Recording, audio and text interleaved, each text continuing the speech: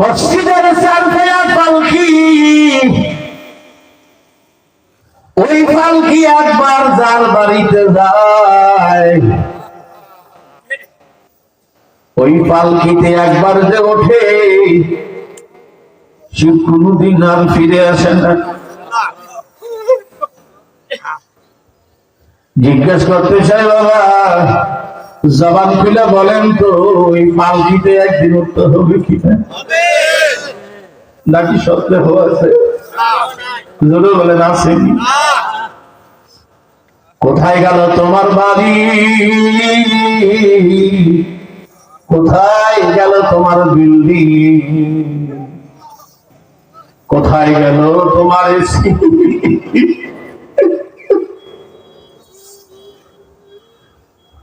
কোথায় গেল তোমার দোকান, কোথায় গেল তোমার বিজনেস, কোথায় গেল তোমার ক্ষমতা, কোথায় গেল তোমার দাপট, কোথায় গেল তোমার অহংকার? ওই পালকি যেদিন বাড়িতে যায় সব কিছু তার শেষ হয়ে যায়। এই জন্য মালিক বইলা রাখছেন, খবরদার খবরদার, কুল্লু নাফসিন যায়িকাতুল মাউত। অন্য জায়গায় বলে রাখছেন, মিনহা খলাকনাকুম ওয়া ফিহা নুঈদুকুম ওয়া মিনহা নুখরিজুকুম তারাতান উখরা।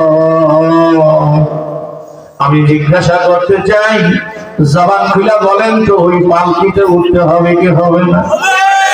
জোরে বলেন হবে কি হবে না? কোনো সন্দেহ আছে? জোরে বলেন কোনো সন্দেহ আছে? আলহামদুলিল্লাহি ওয়া কাফা ওয়া সালামুন আলা ইবাদিহিল্লাযীনা ইসতাফা, আম্মা বা'দু। فقد قال الله تعالى في كلامه القديم وفرقانه الحميد. সকলেই বলুন أعوذ بالله من الشيطان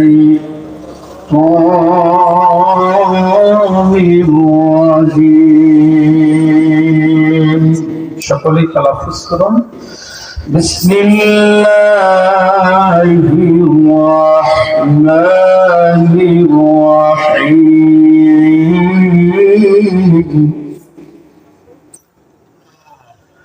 قل متاع الدنيا قليل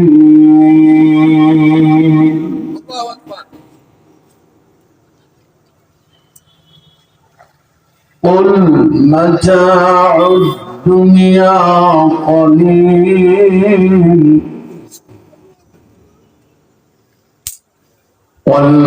والآخرة خير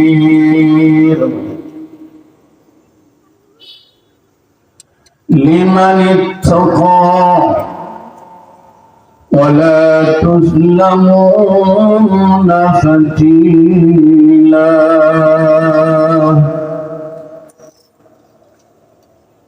وقال رسول الله محمد صلى الله عليه وسلم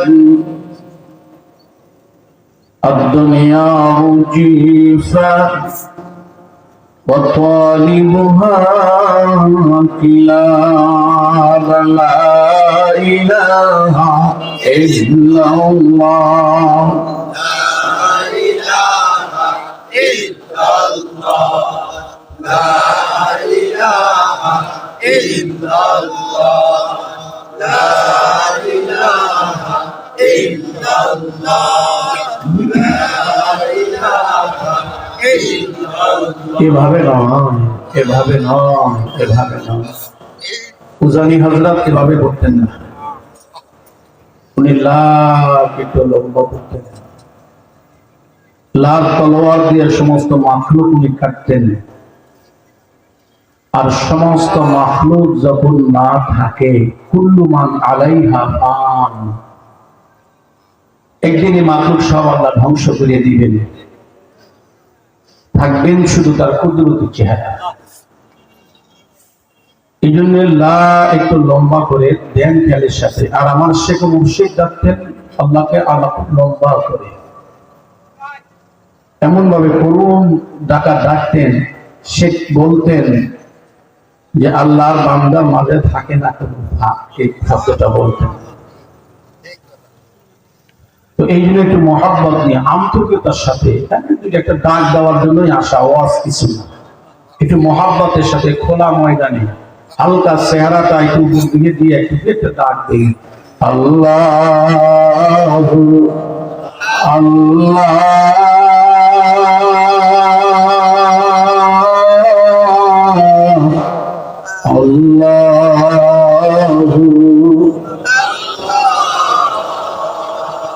বলো না, আর একটু মহব্বত নিয়ে আল্লাহ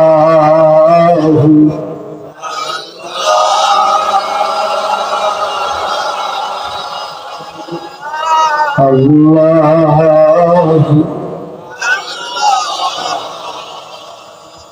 আর একটু মহব্বত নিয়ে আল্লাহ আল্লাহ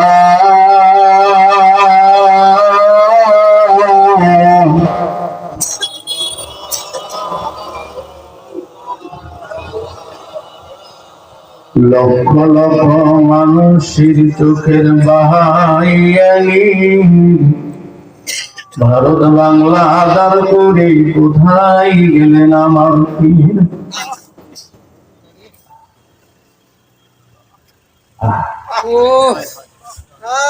সব পথে কাঠা বলা, কোন পথে চল, বুকে বড় ব্যথা লয়া কোন কথা বলবো, মূর্খ আমি নাদান আমি কিছু নাহি বলি, আল্লাহ দেন গো আমায় দিশা দিয়া তুমি, আল্লাহ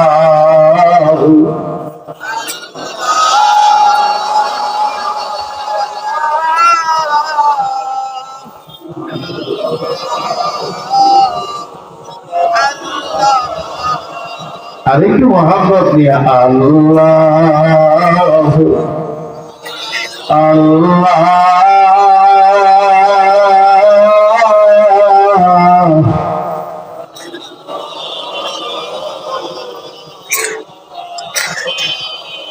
তোমার ওই কুদরতের খেলা বোঝা ভালো দায়, এক এক রকম রং দিয়েছো এক এক ফুলের গায়ে, কথা কয় না ঠিক না বেঠি? তোমার ওই কুদরতের খেলা বোঝা বড় দায়, এক এক রকম রং দিয়েছো এক এক ফুলের গায়ে, ফুটলে কলি গোলাপ শাকে দেখলে মনোহারে, মনে বড় স্বাদ জাগে দেখিবার তোমার।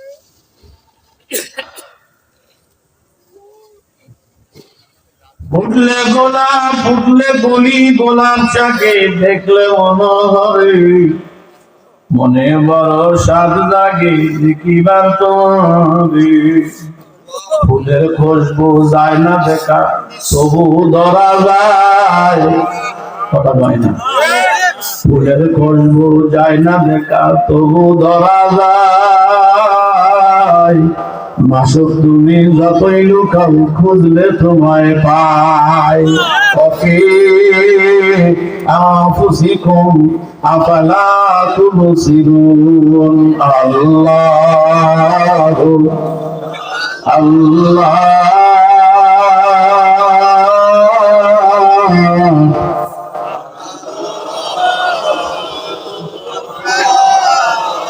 একটু মোহাম্মত নে বলেন আল্লাহ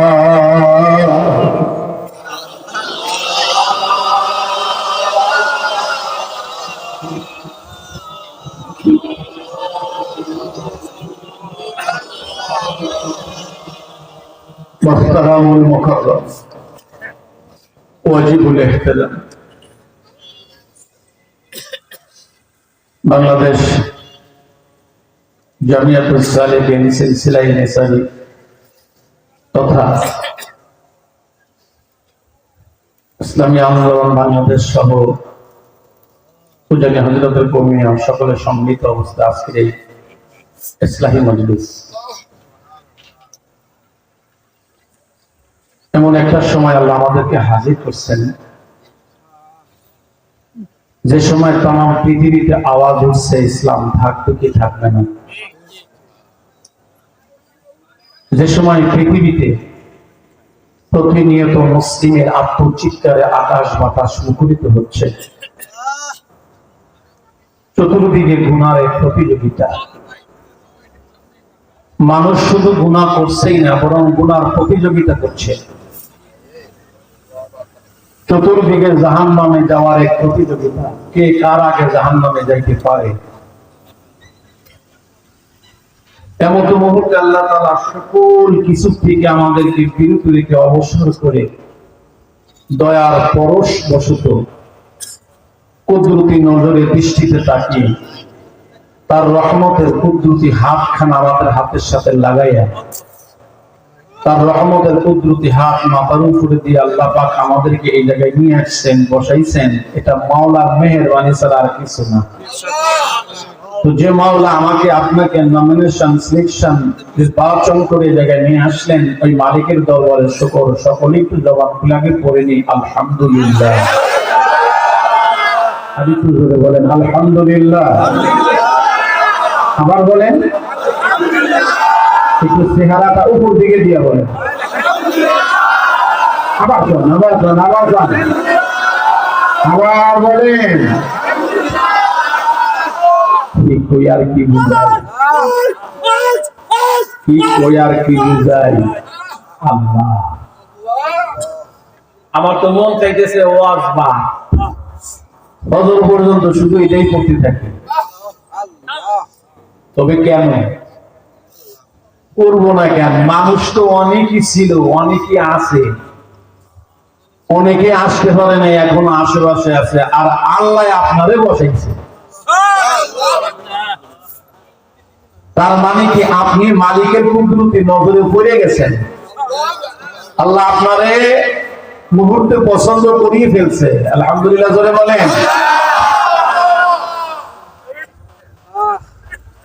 হ্যাঁ, তো মালিকের কাছে দরখাস্ত পেশ করছি, আয় আল্লাহ আমাদেরকে আপনি কুদরতি হাত দিয়ে নিয়ে আসছেন, মেহেরবানি করে আপনি আমাদের গুনাহগুলি মাফ করে বাড়িতে নিয়ে ও ভাই কি কমু কর। আরে আমাদের ওয়াজে কি আর কাজ হয়নি, কিন্তু এমন এক অন্ধকারের দিকে জাতি দাপিত হচ্ছে। চোখের সামনে তো দেখতেছেন আমাদের বড় বড় মুরব্বীরা চলে যেতেছেন, আমরা অন্ধকারে নিমজ্জিত হচ্ছি, অন্ধকারের দিকে দাপিত হচ্ছি, মুরব্বীরা চলে যাচ্ছেন। এই সমস্ত মঞ্চ, এই সমস্ত আসন তো আর আমাদের জন্য না। আমাদের আকাবিররা এই জায়গায় বসে কথা বলতেন, আমাদের আকাবিররা নসিহত করতেন, আমরা তো এই জায়গায় বসার উপযুক্ত রাখি না। কিন্তু দুঃখজনক হলেও সত্য, আর পাবেন কোথায়? কই পাবেন? ওয়াজ মাহফিল কত হয়, আর আমার শায়েখের কণ্ঠ বাজে না। ঢাকা কত সম্মেলন করি, আহমদ শফিক নামাজ দেখি না রাহিমাহুল্লাহ, জুনায়েদ বাবু নগরী রাহিমাহুল্লাহ দেখি না, নূর হোসেন কাসিমি রাহিমাহুল্লাহ দেখি না, হুজুর করিম সাহেব রাহমাতুল্লাহি আলাইহি আর দেখি না, আমার শেখ মুফতি আল্লামা রাসূলুল্লাহ রাহিমাহুল্লাহকে আর দেখি না। এখন আমাদের মতো এই অযোগ্য মানুষগুলাকে রেখে গেছেন, তো তাদের দোকানের কিছু প্রোডাক্ট নিয়ে আপনাদের দাঁড়ে দাঁড়ে ঘুরি। ও ভাই, নসিহত বলতে কিছু না, আপনিও যেরকম আমিও সেরকম। এই জন্য দুটি কথা বলার চেষ্টা করব। আল্লাহ পাক যেন আমাদের এই কথা অনুযায়ী চলা এবং আমল করার তৌফিক দান করেন। একটু জোরে বলেন আমিন। আবার বলেন আমিন। আল্লাহ আপনি আমাদের এই মাহফিলকে কবুল করেন।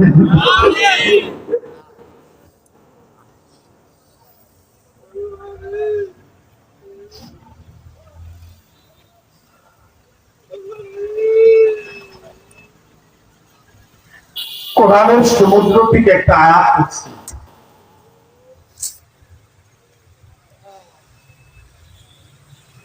সূরাতুন নিসার ৭৭ নম্বর আয়াত। এই আয়াতে আল্লাহ তাআলা আমাদের একটা মেসেজ দিয়েছে। আমি এই আয়াতটা এই জন্য তেলাওয়াত করছি, বর্তমান প্রেক্ষাপটের জন্য এই আয়াতটার তাফসীর ব্যাখ্যা বিশ্লেষণ শোনা খুবই জরুরি।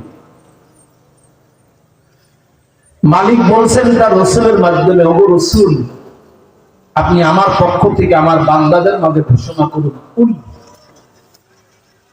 মাতাউদ দুনিয়া কলিল, দুনিয়ার সুখ আরাম আয়েশ বিলাসিতা, এই দুনিয়ার সুখ অতি সামান্য, ওয়াল আখিরাতু খায়র, কিন্তু বান্দার জন্য আখিরাত বড় দামি উত্তম।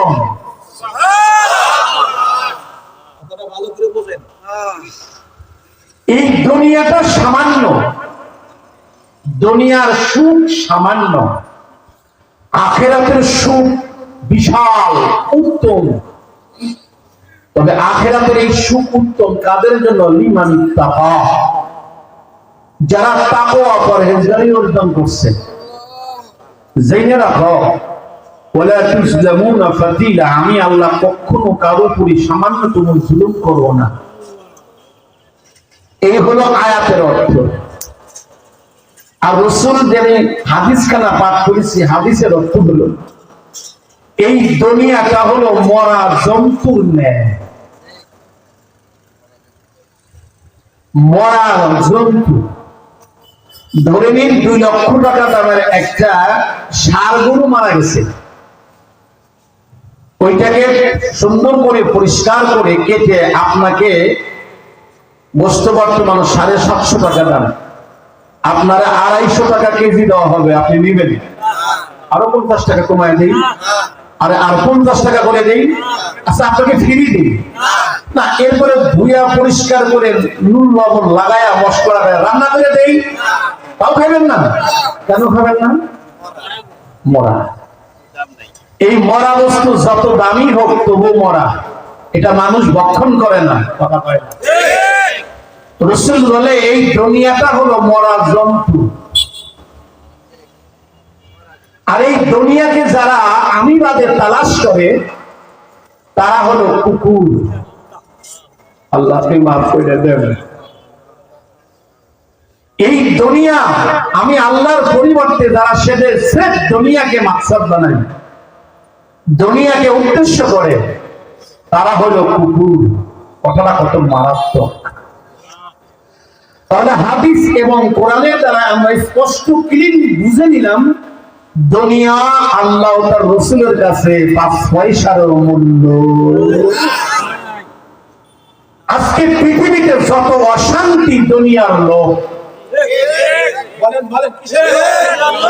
দুনিয়ার লোক, অথচ দুনিয়া আল্লাহ রাসূলের কাছে সবচেয়ে নিকৃষ্ট জিনিস।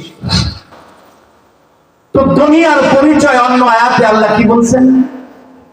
ওমা হাযিহিল হায়াতিদ দুনিয়া ইল্লা লাহবু ওয়া লাইব ওয়া ইন্নাদ দারাল আখিরাতা লাহিয়াল হায়াওয়ান।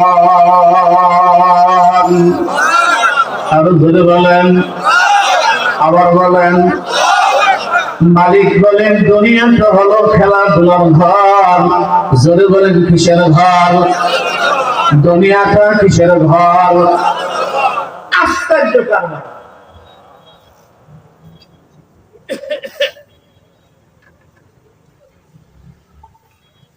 আমি আমি যতটুকু জানি পৃথিবীতে দুইটা খেলা বড় প্রিয়, একটা হলো ক্রিকেট, একটা হলো ফুটবল। ফুটবল খেলা হয় 90 মিনিট। কয় মিনিট? 90।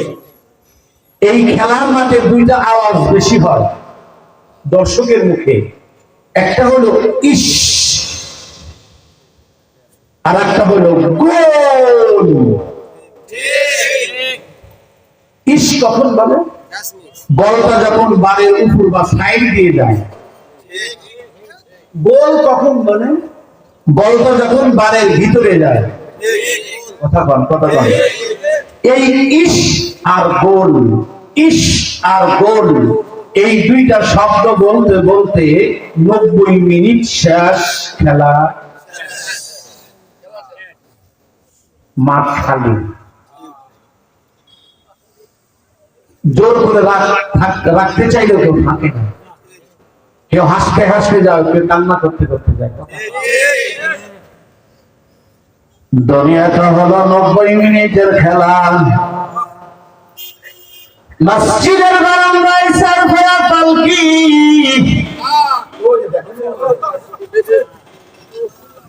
দেখেন দেখেন না, দেখছেন কোন জায়গায়? দেখেন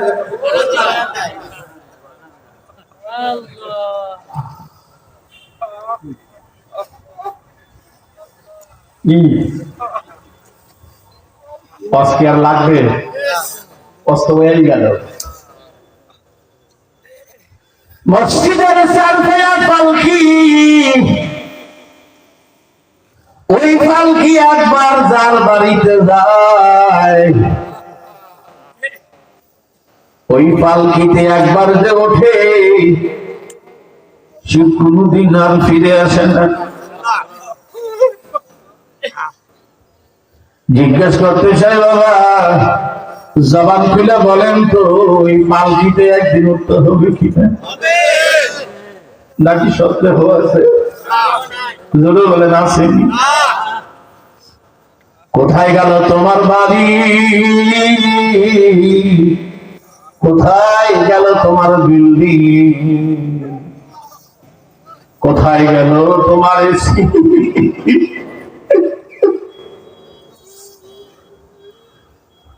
কোথায় গেল তোমার দোকান, কোথায় গেল তোমার বিজনেস, কোথায় গেল তোমার ক্ষমতা, কোথায় গেল তোমার দাপট, কোথায় গেল তোমার অহংকার? ওই পালকি যেদিন বাড়িতে যায় সব কিছু তার শেষ হয়ে যায়। এই জন্য মালিক বলে রাখছেন, খবরদার খবরদার, কুল্লু নাফসিন যায়িকাতুল মাউত। অন্য জায়গায় বলে রাখছেন, মিনহা খলাকনাকুম ওয়া ফিহা নুঈদুকুম ওয়া মিনহা নুখরিজুকুম তারাতান উখরা। আমি জিজ্ঞাসা করতে চাই, জবান খুলে বলেন তো, ওই পালকিতে উঠতে হবে কি হবে না? জোরে বলেন, হবে কি হবে না? কোন সন্দেহ আছে? জোরে বলেন, কোন সন্দেহ আছে? আরে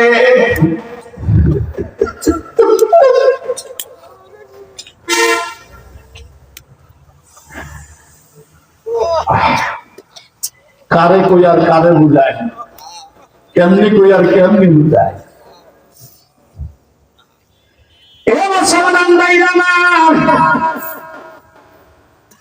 সাহাবায়ে কেরাম নবীদের সহবতে গিয়ে চারটা নিয়ামত লাভ করছিলেন।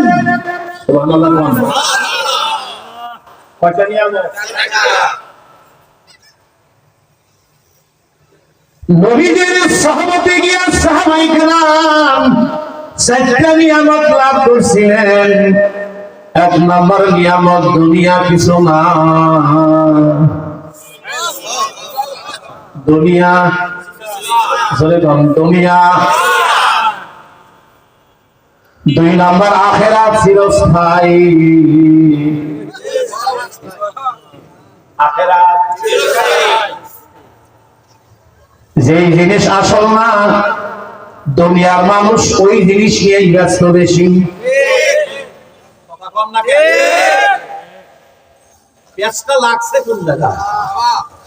আজকে যেই জায়গায় গোলমাল দেখবেন, তথ্য নিয়ে দেখবেন, সে জায়গায় দুনিয়া নিহিত আছে।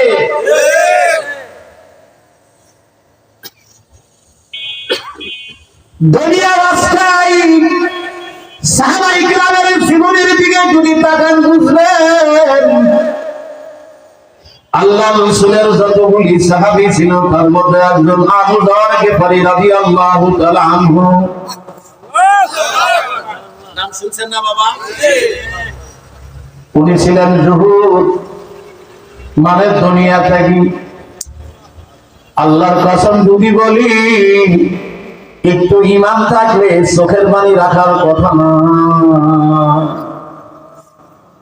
আবু যর গিফারী রাদিয়াল্লাহু তাআলা আনহু, ওনার শানে এমন আসছে, যেই দিন ফাতেমাতুজ জোহরা রাদিয়াল্লাহু তাআলা আনহাকে কবরে রাখবেন, আম্মা জান কলিজার টুকরা ফাতেমাতুজ জোহরা কবরের শানে বলছিলেন, কবর রে বেয়াদবি করবি না, এটা কিন্তু দোজাহানের বাদশার বিটি। কবরের ভিতর থেকে আওয়াজ আসছিল, আমি তো ফাতেমা চিনি না, আমি নবীর বিটিও চিনি না, আমি চিনি আমার ভাই, তোর পায়ে ধরিয়ে তোর হাতে ধরি। এই ওয়াজ কিন্তু কোন লোক জাগানো, মানে উত্তেজিত কোন ওয়াজের মাঠ নাই। বাংলাদেশে দুই ধরনের মাহফিল হয়। একটা মাহফিলে দেখবেন হাসাহাসি একটু বেশি হয়, লোকজনকে আপনার উত্তেজিত বেশি, অনাকাঙ্ক্ষিত কথা বলে মানুষকে উত্তেজনা বেশি করা হয়।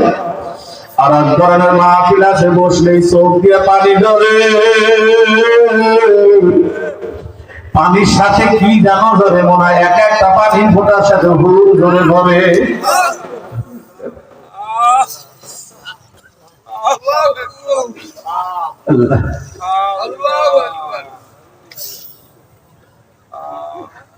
আর এখানে বসে থাকাটা ঠিক হবে না। আমাদের মুরব্বী, গোলার মুরব্বী এসে গেছেন, আর আমি বসে কথা বলবো, এটা কি তাই শোভা পাইনি, এটা ঠিক হইবে না। হযরত কথা বলুন, আপনারা শোনেন ইনশাআল্লাহ। আসসালামু আলাইকুম ওয়া রাহমাতুল্লাহ।